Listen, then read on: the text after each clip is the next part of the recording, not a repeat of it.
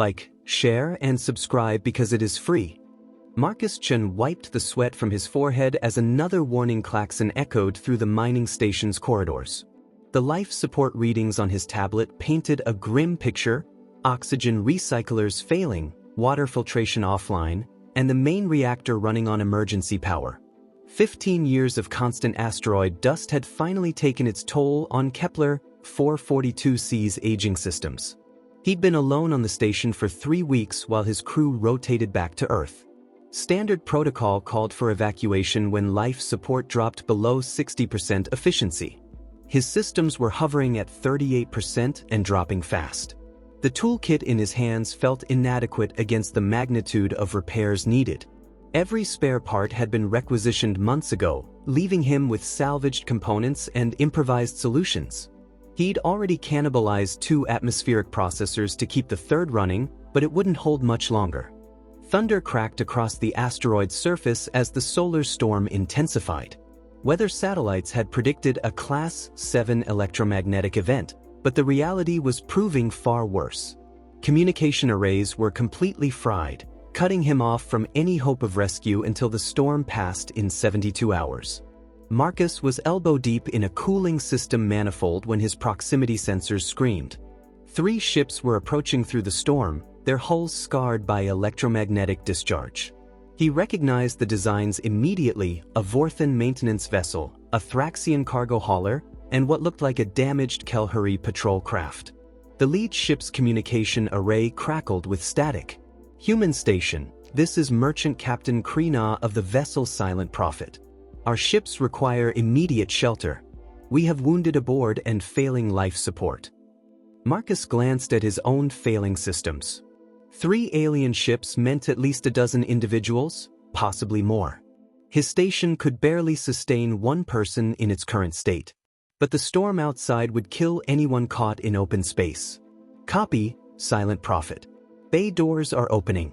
Bring your people inside quickly."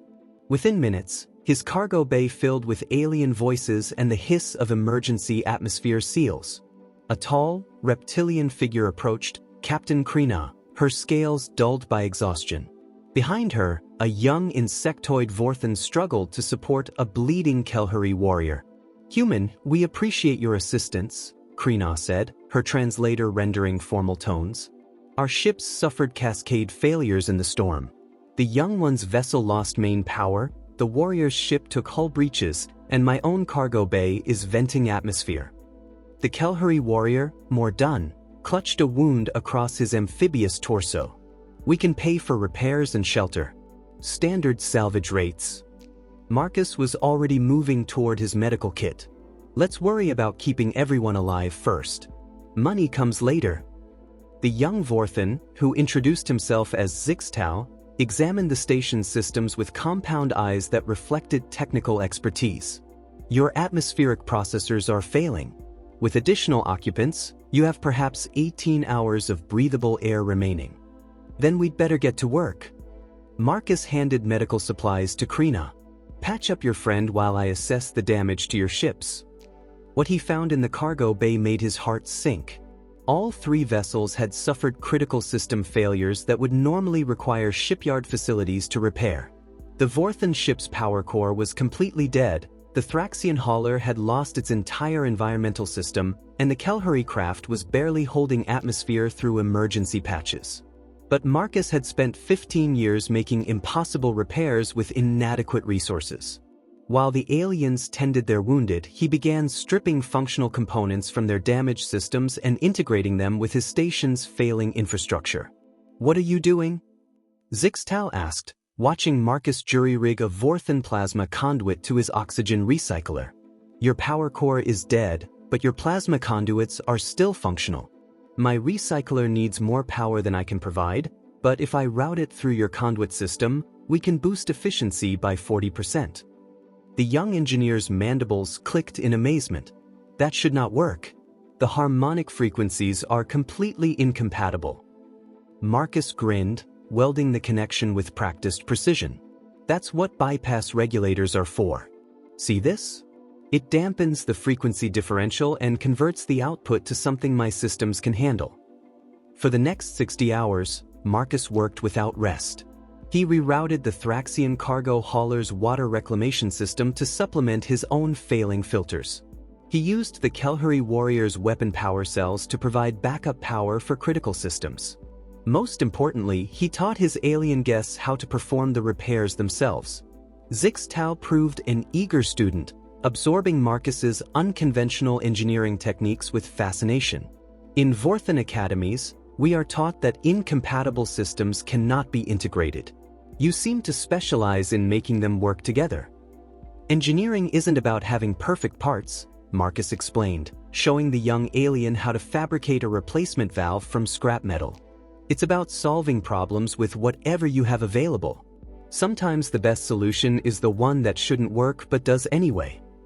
Krina contributed her merchant's knowledge of various technologies, helping identify which components from different species could be safely combined. Mordun, despite his injuries, used his military training to organize repair priorities and manage their limited resources. Throughout the crisis, Marcus shared everything he had. His emergency food rations were distributed equally among all 4 species, despite significant dietary differences. He gave up his private quarters so the wounded Kelhari could rest comfortably. When Zixtal's breathing apparatus malfunctioned, Marcus spent 6 hours fabricating a replacement from spare parts, working by emergency lighting to conserve power. The aliens offered payment repeatedly. Marcus refused each time. "Why do you help us without compensation?" Mordun asked during one of their brief rest periods. "Your species has a reputation for being transactional." Marcus paused in his work, considering the question. "Where I come from, neighbors help neighbors. Doesn't matter if your neighbor has scales, compound eyes, or gills. Storms trying to kill all of us equally." By the time the electromagnetic interference cleared, Marcus had not only restored life support to sustainable levels, but had helped repair all 3 alien vessels to operational status. His unconventional solutions had turned what should have been a death sentence into a showcase of interspecies cooperation. As the aliens prepared to depart, each offered payment in their own currency. Marcus waved them off again. "Seriously, human," Krina insisted. "Your assistance saved our lives and our ships. Thraxian honor demands compensation." "Your friendship is compensation enough," Marcus replied. "Safe travels, and maybe we'll cross paths again someday." The 3 ships departed into clear space, their crews forever changed by their encounter with a human who had given everything expecting nothing in return. Marcus watched them disappear into the star field, then returned to his solitary work, unaware that he had just planted seeds that would reshape galactic civilization. 3 years after the storm, Zixtal stood before the Vorthan Engineering Council as their youngest ever appointed senior systems architect. The massive crystalline chamber buzzed with the clicking of thousands of compound eyes focusing on his presentation.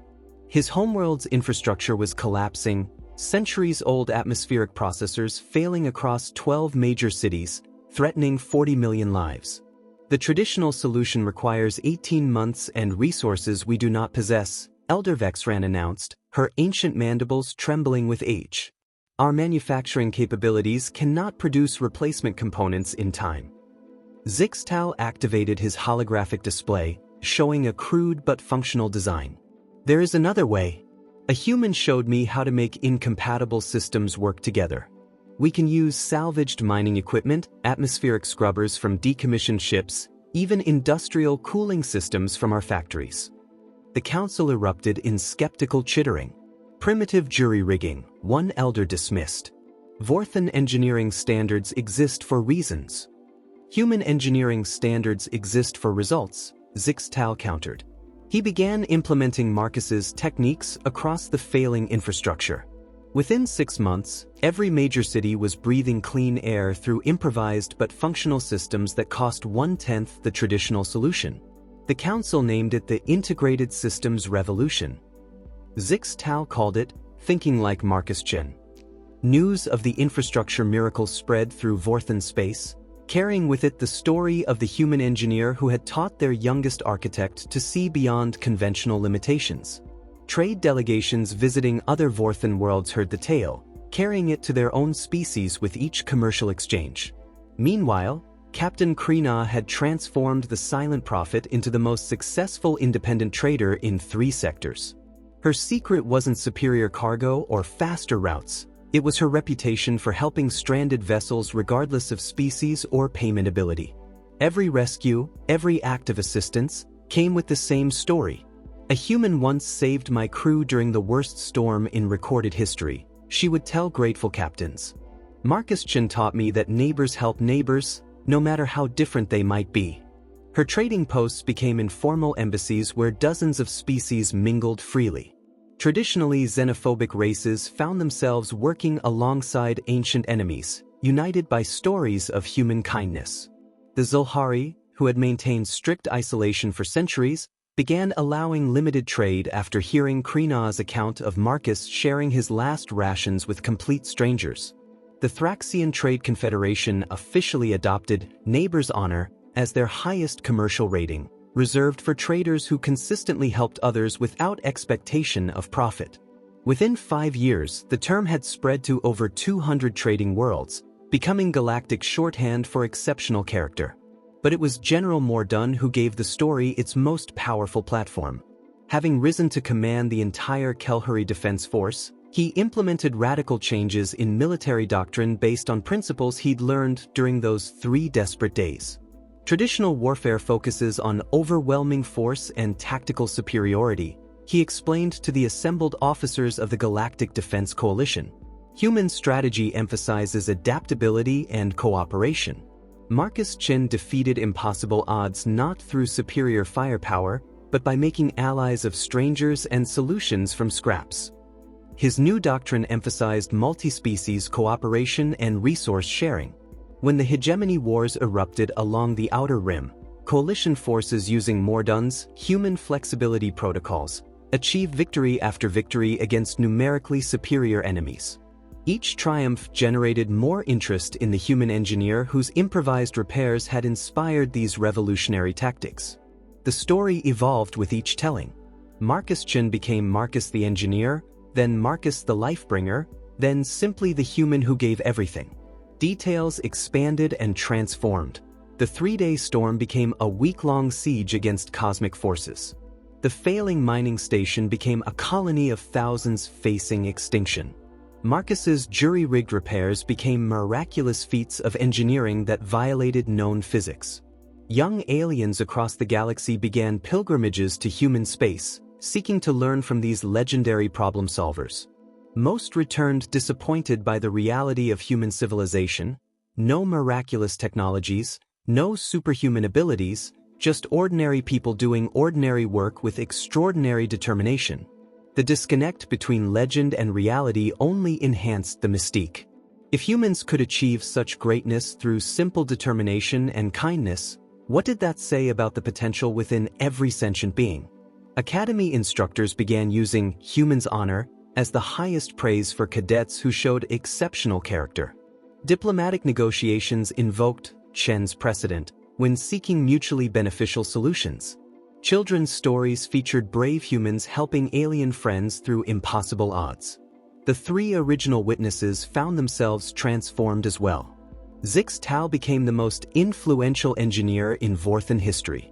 Krina's trading empire spanned half the galaxy, built on principles of mutual assistance.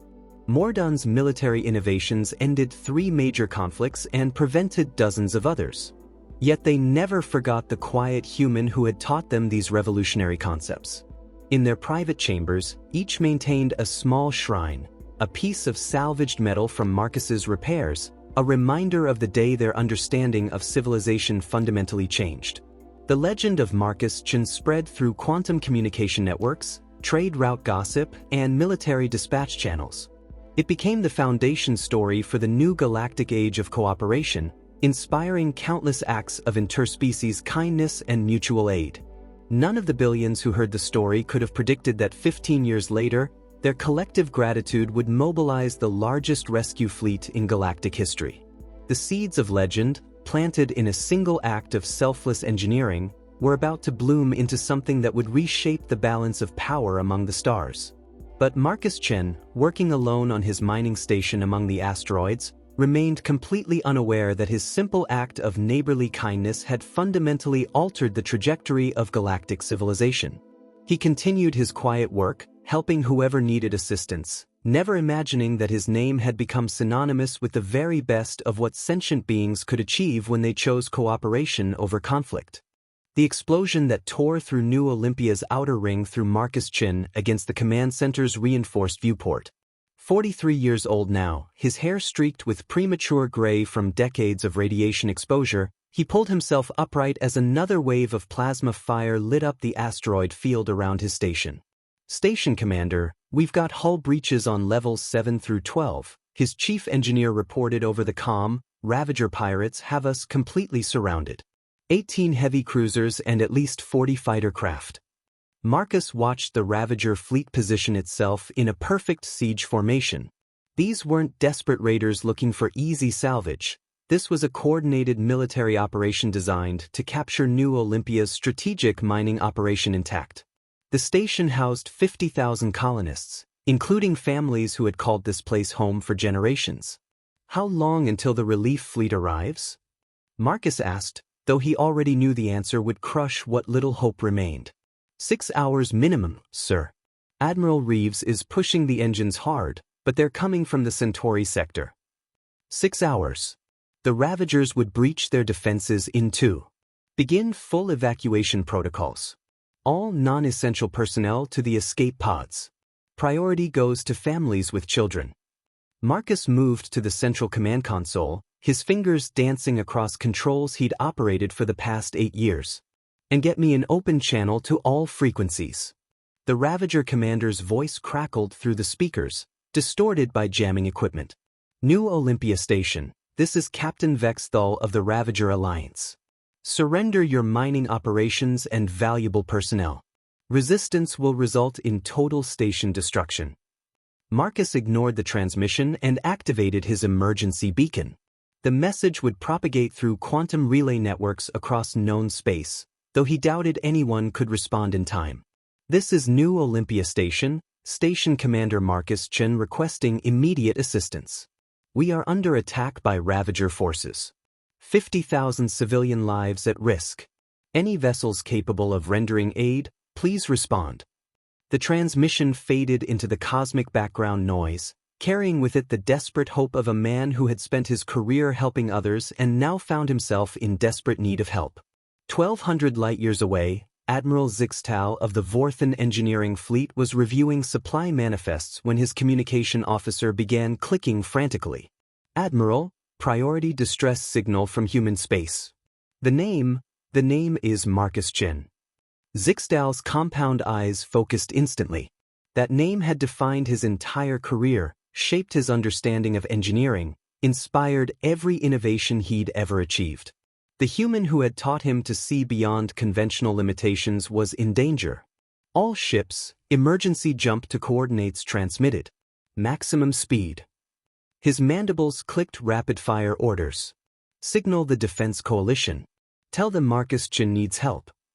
The message propagated through military networks at light speed.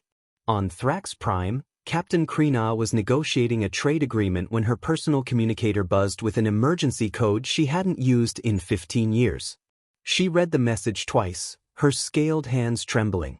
Marcus Chin, the human who had taught her that neighbors help neighbors. The foundation of everything she'd built, everything she'd become. "Cancel all negotiations," she announced to the startled Thraxian delegates. "Mobilize every ship in the merchant marine. We have a debt to pay." Within minutes, her trading empire's vast network was receiving identical orders. Drop everything, converge on human space, maximum speed. Over 300 vessels began immediate jumps toward New Olympia. General Mordun received the alert during a strategy meeting with the Galactic Defense Coalition's High Command. The name in the distress signal made his gills flutter with recognition and urgency. "That human saved my life," he announced to the assembled officers.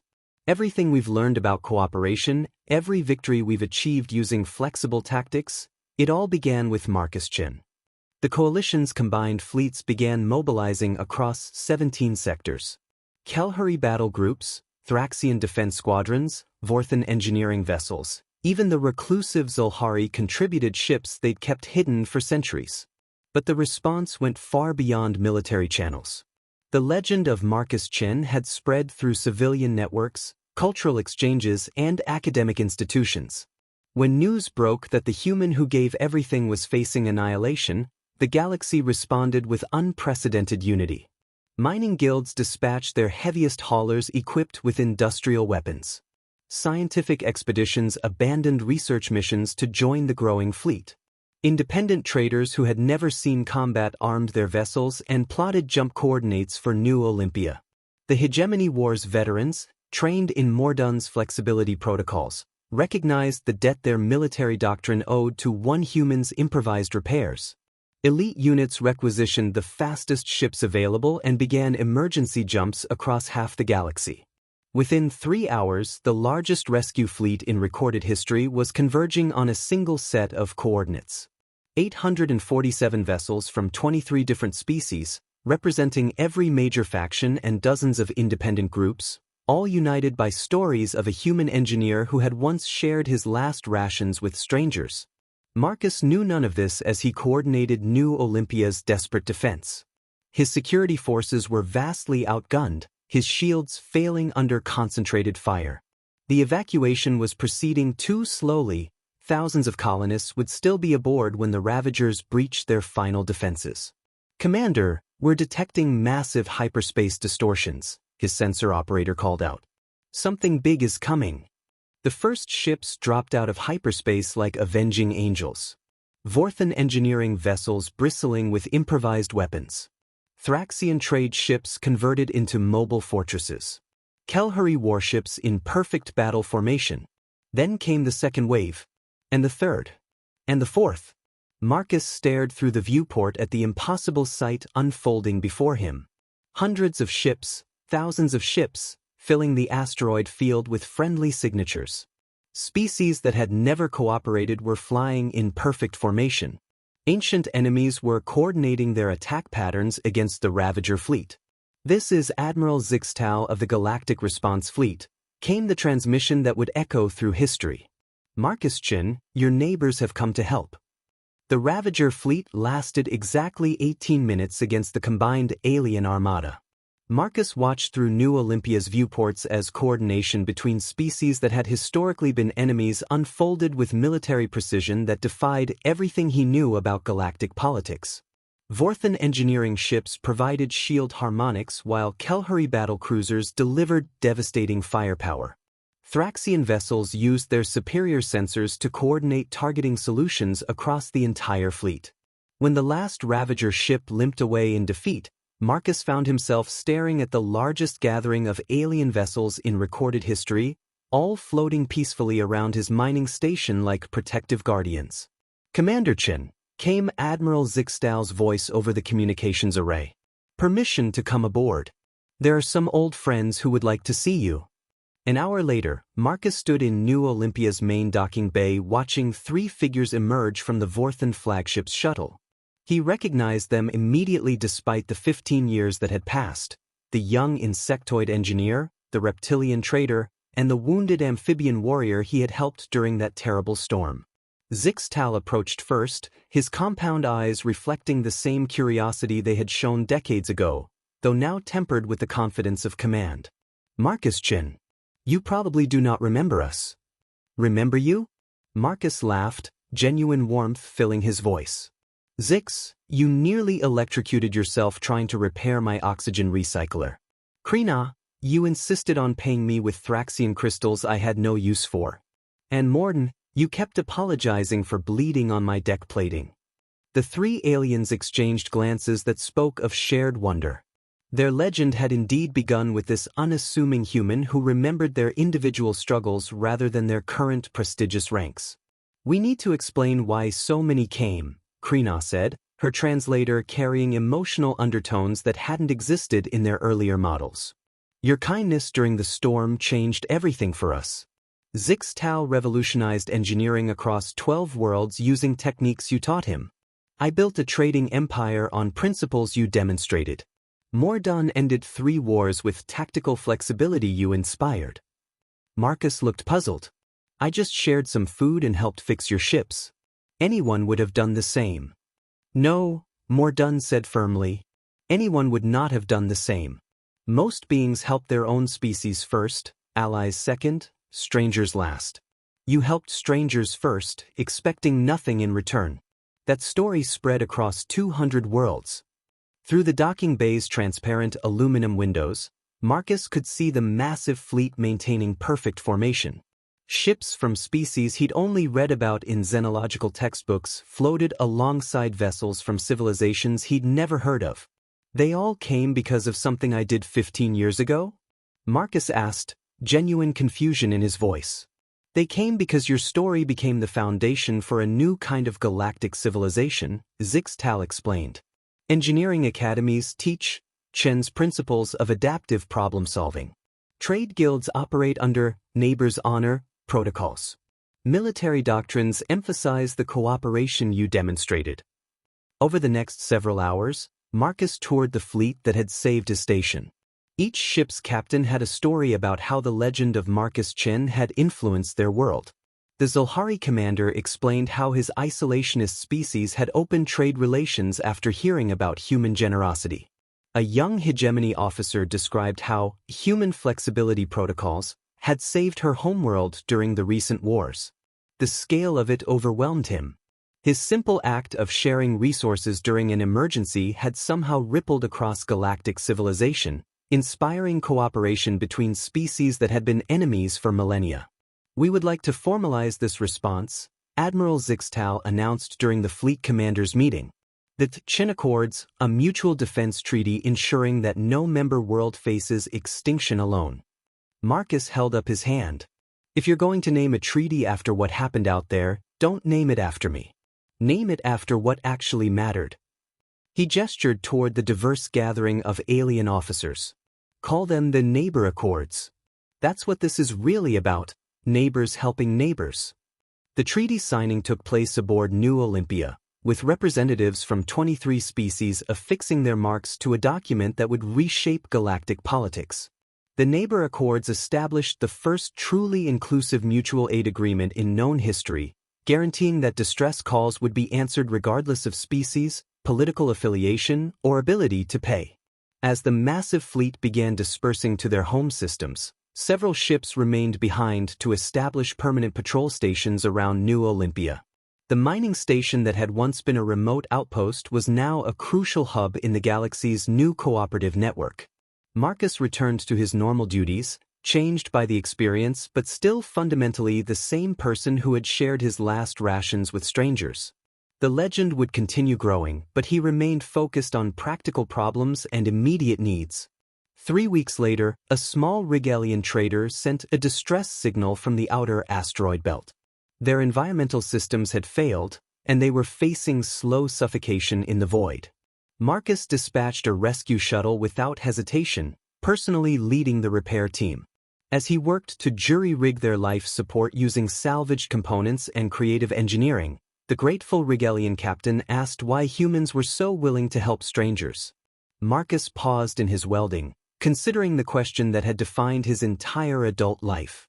Where I come from, neighbors help neighbors. Doesn't matter if your neighbor has scales, tentacles, or photosynthetic skin.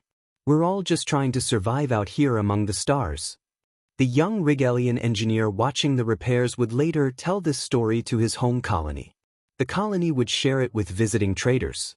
The traders would carry it to distant worlds, where new generations would hear about the human philosophy that had brought peace to the galaxy. The cycle continued, as it always had, as it always would. Simple human kindness rippling outward through the cosmos, one act of neighborly assistance at a time, building bridges between worlds and species that would last for generations yet to come.